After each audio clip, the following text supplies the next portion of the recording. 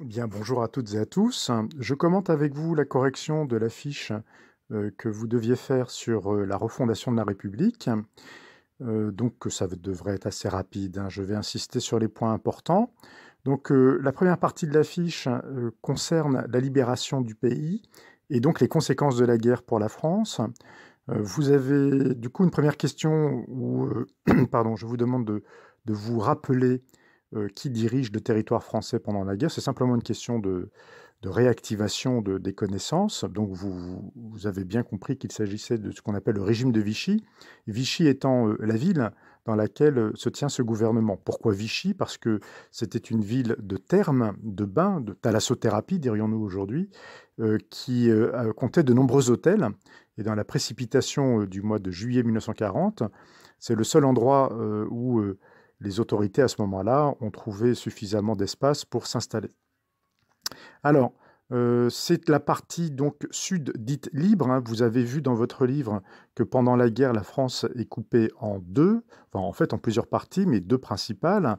La zone dite libre, celle gouvernée par le régime de Vichy, et la zone occupée par les Allemands. En fait, l'autorité du régime de Vichy, elle est simplement formelle. Formelle, ça veut dire que elle existe nominalement, mais dans la réalité, elle n'est pas libre, en fait, hein. C'est un État qui est vassal de l'Allemagne à partir du moment où il a fait le choix de la collaboration. Il n'existe d'ailleurs que grâce à cette collaboration avec l'Allemagne nazie, sans quoi l'ensemble de la France aurait été complètement occupé. De toute façon, c'est ce qui arrive, en fait, à partir de novembre 1942. L'ensemble du territoire est occupé.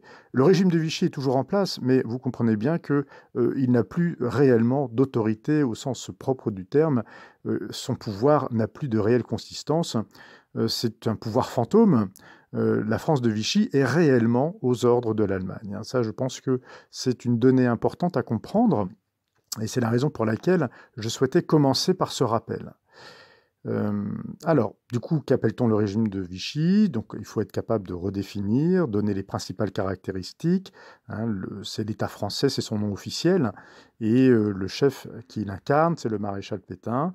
Mais il y a d'autres noms, tels que son ministre principal, hein, Pierre Laval, qui est un exécutant de premier plan dans le régime de Vichy.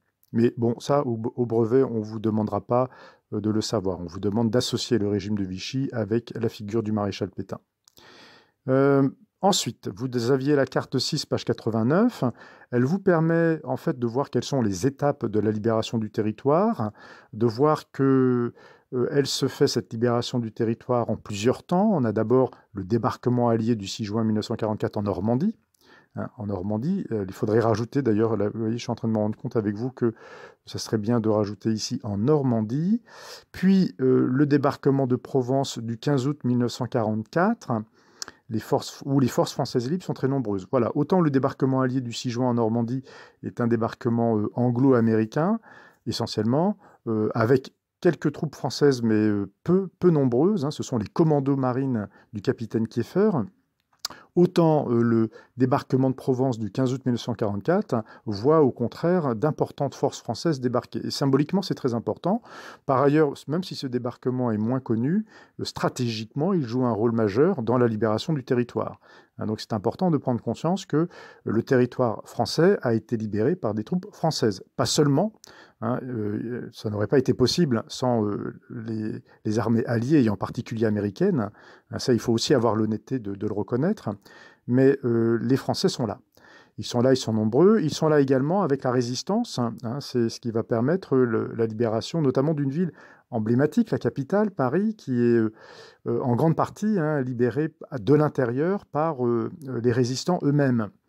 La résistance a joué un rôle, hein, elle a joué un rôle important, dans le renseignement notamment, mais il faut bien comprendre que le rôle des forces alliées a été le plus important dans cette libération du territoire, hein. Ils ne pouvaient pas en aller autrement de toute façon.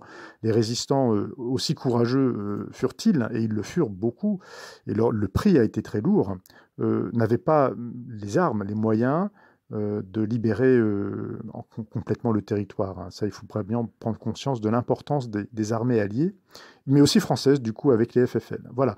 Bon, je suis déjà en train de m'attarder sur ce point, donc je passe maintenant à l'autre aspect, c'est que le pays, vous le voyez, est là, pour le coup, meurtri, détruit par la guerre, enfin beaucoup de destruction matérielle, il y a eu beaucoup de bombardements, il y a eu des combats également, et ce sont les civils qui, ici, comme partout ailleurs au cours de la Deuxième Guerre mondiale, hein, ont payé le prix fort de ces combats, de ces bombardements. Alors, le point important, c'est de voir que, deuxième point important de ce chapitre, c'est que la République est refondée, hein. La troisième a disparu, elle s'est sabordée, la Troisième République. Il faut bien avoir conscience que le maréchal Pétain n'a pas fait un coup d'État, il a reçu les pouvoirs de manière tout à fait légale le 10 juillet 1940 par le Parlement, c'est-à-dire l'Assemblée nationale, le Sénat qui ont voté les pleins pouvoirs à une écrasante majorité au maréchal Pétain, dans un moment de panique, certes, hein, de peur, évidemment, mais ça n'excuse en rien ce sabordage de la Troisième République elle-même, sauf 84 parlementaires qui ont sauvé l'honneur. Il n'empêche que, du coup, il n'y a plus de République. Le Conseil national de la résistance a joué un rôle pour préparer la refondation de la République, hein. Ici, un rappel sur le rôle de Jean Moulin, dont on voit le portrait lors de cette réunion, hein. Voilà. Et donc, du coup, cette République nouvelle, qui sera la quatrième, sera une République sociale. L'objectif que les résistants se sont assignés pendant la guerre, pendant la libération, c'est de préparer une nouvelle République qui permette d'éviter un retour aux crises politiques, sociales, économiques que la troisième a connues et qu'elle n'a pas su régler. On essaye de tirer les leçons du passé. On essaye de faire en sorte que les erreurs, que la débâcle de mai-juin 1940, que l'effondrement soudain du pays ne se reproduisent plus. Et donc, on estime qu'il faut, par conséquent, une république beaucoup plus sociale. Alors d'abord, il y a l'épuration. Ça, je l'évoquais dans la vidéo pédagogique. Ça, c'est pas. Alors, l'épuration sauvage n'est pas à l'honneur, hein, de certains résistants qui furent, d'ailleurs pour certains, des résistants de la dernière heure. Donc attention, mais il y a eu une épuration légale car il a bien fallu juger, et ça c'est normal, dans un état de droit, juger en bonne et due forme avec des tribunaux, en respectant les procédures, juger ceux qui ont collaboré, qui ont trahi, hein, ni plus ni moins, avec l'Allemagne nazie. La République sociale, elle prend la forme emblématique de la sécurité sociale qui est donc toujours aujourd'hui en vigueur. Le suffrage devient réellement universel avec le droit de vote des femmes. Jusqu'à présent, les femmes n'avaient pas le droit de voter. Cela peut paraître surprenant, mais c'est une réalité.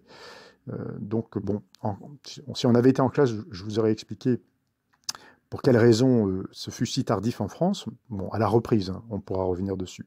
Le fait est qu'à partir de 1945, elles ont le droit de vote. Et enfin, la nationalisation des secteurs clés de l'économie française, on a déjà vu ce terme pendant le Front populaire, et ça signifie que l'État désormais veut reprendre les commandes de l'économie de manière à assurer la reconstruction du pays, car désormais, le pays est à reconstruire. Voilà, 3 mots ici à noter: nationalisation, sécurité sociale, État-providence. L'État qui se met en place est un État-providence, c'est-à-dire que désormais, il assure cette démocratie sociale, ces aides qui sont reconnues aux citoyens. Et je vous renvoie du coup au chapitre d'éducation civique que nous avions fait sur les droits et les devoirs du citoyen, et notamment les droits sociaux et économiques qui datent de la 4e République, qui datent du préambule de la Constitution de la 4e République. D'un point de vue institutionnel, c'est-à-dire du pouvoir, la 4e République est un régime parlementaire. C'est-à-dire que c'est l'Assemblée nationale surtout, le Parlement, mais surtout l'Assemblée nationale, qui contrôle, qui investit, c'est-à-dire qui accorde sa confiance, qui donne le pouvoir et qui peut renverser le pouvoir exécutif, c'est-à-dire le gouvernement. Le président, ici, de la République, n'a qu'un rôle purement formel, ce n'est pas un rôle important comme aujourd'hui. C'est vraiment l'Assemblée nationale qui décide qui peut ou ne peut pas assurer un gouvernement et donc assurer le pouvoir de décision, ce qu'on appelle le pouvoir exécutif. Voilà, et puis vous avez du coup la leçon du manuel à lire attentivement, la page 162, et le bilan que j'ai mis ici. Voilà, je m'arrête ici. Bon travail.